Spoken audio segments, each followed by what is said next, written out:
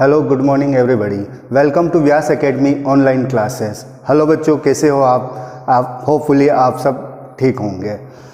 Today we will start new chapter in class 6 SST and this chapter name is what, where, how and when. जैसा कि ये शब्द देख सकते हो, ये चारों क्वेश्चन मार्क वाले शब्द हैं। अब इन शब्दों का प्रयोग हम क्यों करते हैं? जैसे कि व्हाट मतलब क्या, वेयर यानी कहाँ, हाउ यानी कैसे, एंड व्हेन यानी कब। यानी हम ये सब शब्दों का यूज़ इसलिए करते हैं हम किसी चीज़ के बारे में जानने के लिए।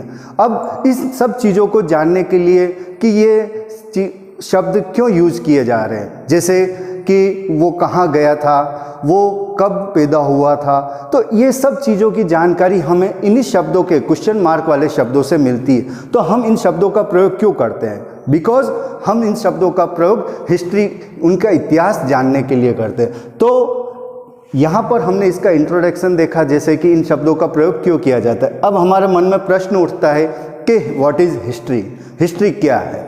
तो हिस्ट्री जो भी पुराने रिकॉर्ड्स जो होते हैं, जैसे कि हमें किसी चीज़ के बारे में जानकारी प्राप्त करनी होती या फिर किसी जगह या प्लेस के बारे में इंफॉर्मेशन निकालनी होती, तो उन सब चीज़ों को जानने के लिए हम पिछली बातों का अध्ययन करते हैं या उनको पढ़ते हैं। तो इन सब चीज़ों को देखने के लिए हम जिन बातों का हम अध्ययन करते हैं या जिन चीज़ों को हम रीड करते हैं, वो सब हिस्ट्री के अंतर्गत आते हैं। जैसे किसी टाइम में, प्राचीन काल में, या कौन सा राजा हुआ था, या वहाँ पर कौन सा देश हुआ करता था, या कौन सा नगर हुआ करता था, या किसी भी तरह की इंफॉर्मेशन लेनी हो तो हम उसके लिए हिस्ट्री का अध्ययन करते हैं। अब आपको इस चीज़ के बारे में एक थोड़ा सा एग्जाम्पल और बता देता हूँ। जैसे कि हम ट्रांसपोर्ट का एग्जाम्पल लेते हैं। आज आप देखते हैं वेरियस टाइप ऑफ ट्रांसपोर्ट हम अपने चारों तरफ देखते हैं। तो ये ट्रांसपोर्ट जैसे कि रेलवेज़ है, बसेज है, एयरवेज़ है, तो क्या ये पहले के टाइम में भी थे? शायद नहीं थे। वाई? क्योंकि जैसे जैसे समय बीता इनमें परिवर्तन आता गया। आप अपने दादाजी से या उनके और बुजुर्ग हो तो उनसे पूछेंगे तो कि पहले ट्रांसपोर्ट के कौन कौन से टाइप थे, तो वो यही कहेंगे पहले हम बैलगाड़ी हो या फिर जानवरों के ऊपर, यहाँ पर इनके ऊपर सवारी करते थे।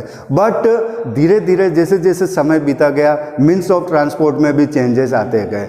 तो इनके बाद फिर बसेस आई, बसेस के बाद 2 व्हीलर या 4 व्हीलर, और आज हम देख सकते हैं कि किस तरह से हम ट्रेन और एयरवेज के द्वारा ट्रांसपोर्ट करते हैं। तो इस प्रकार से जो ये परिवर्तन आया, ये परिवर्तन ही हमें उस मीन्स ऑफ ट्रांसपोर्ट की हिस्ट्री के बारे में बताता है। तो आई थिंक आप means of what is history के बारे में समझ गए होंगे।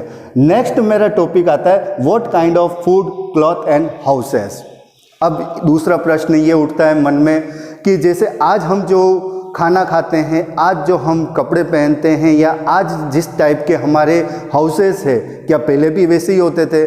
नहीं, क्योंकि आपने पहले पढ़ा था एंशिएंट, प्राचीन काल के अंदर देखा होगा कि मनुष्य या ह्यूमन जो था वो जंगली जीवन जीता था, और उस समय शायद ये सब चीज़ें फैसिलिटीज़ उपलब्ध नहीं थी।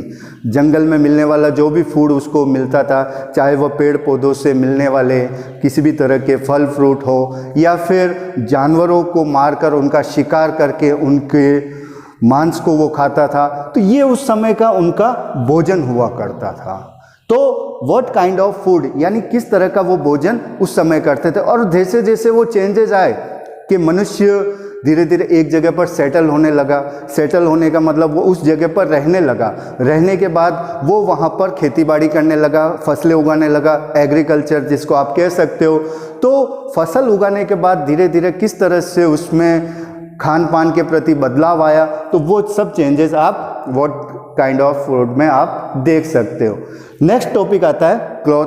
क्लॉथ भी एक तरह का इतिहास बताता है हमें कि किस तरह से, पहले आपको पता होगा कि मनुष्य पेड़ पौधों के पत्ते, उनकी छाल, उनके जानवरों की खाल, इन सब चीज़ों को अपने शरीर के ऊपर लपेटता था। लेकिन जब उसने एग्रीकल्चर यानी खेतीबाड़ी चालू की, तो उसके बाद देख सकते हो कि किस तरह से उसने कपड़े का निर्माण किया, और कपड़े को वो सिलाई करके पहनने लगा।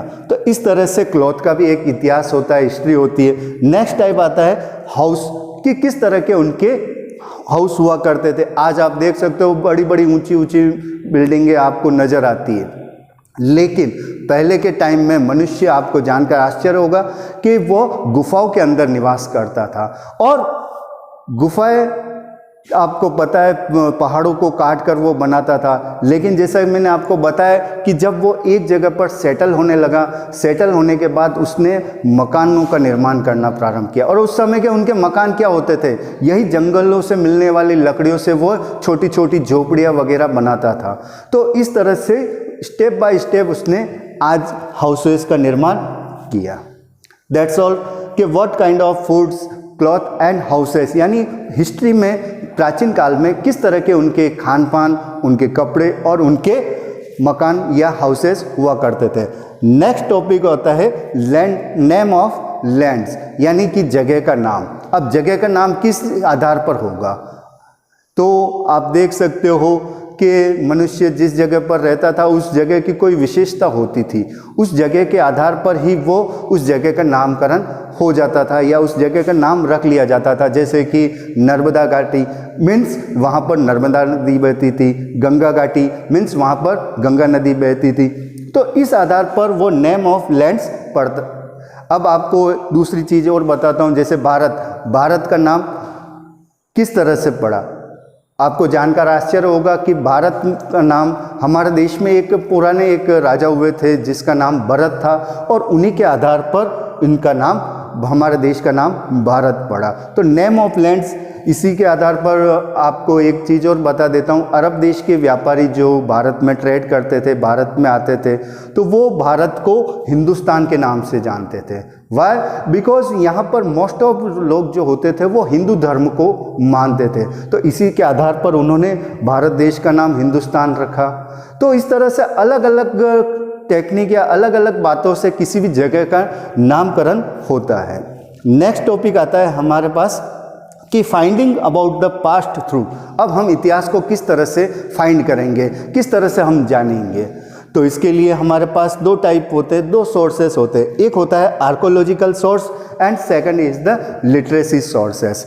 आर्कोलॉजिकल सोर्स यानी कि आप देख सकते हो कि प्राचीन काल की जितनी भी जो चीज़ें हमें मिलती है, चाहे वो खुदाई में मिलती है या चाहे वो पहले से बनी हुई नज़र आती है, तो वो सब आर्कोलॉजिकल सोर्स के अंतर्गत आते हैं। इसमें आप बहुत सारी चीज़ें देखेंगे, जैसे कि कॉइन्स हुआ, पॉटरी हुई, मोनूमेंट्स हुआ, इंस्क्रिप्शन हुए, ये सब आर्कोलॉजिकल सोर्स के अंतर्गत आएंगे।